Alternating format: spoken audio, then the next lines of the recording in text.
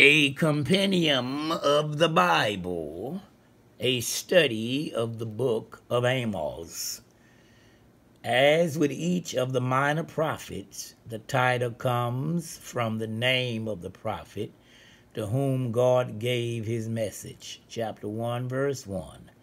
Amos' name means burden, or burden bearer. He is not to be confused with Amos, shout strong, the father of Isaiah, found in Isaiah chapter 1 and verse 1. Amos addresses Israel's two primary sins: an absence of true worship and the lack of justice. In the midst of their ritual performance of worship, they were not pursuing the Lord with their hearts. Chapter 4, verse 4 and 5, chapter 5, verse 4 and 6, nor following his standard of justice with their neighbors. Chapter 5, verse 10 through 13, chapter 6, verse 12. This apostasy will continue, fulfilling of their wayward rejection of the prophecy that the message that Amos pronounced. It is promised that the kingdom would be divided because of his covenant. However, the Lord will not abandon Israel altogether, but will bring future restoration to the righteous remnant. In chapter 9, verse 7 through 15.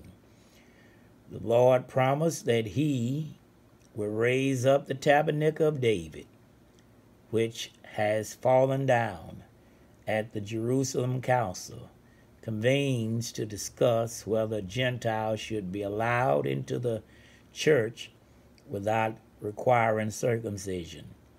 James quote this passage found in Acts chapter 15, verse 15 through 16, to support Peter's report of how God had visited the Gentiles to take them out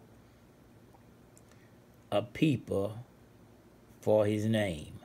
Acts chapter 15 and verse 14. Some have thus concluded that this passage was fulfilled in Jesus, the greatest son of David, through whom the dynasty of David was reestablished.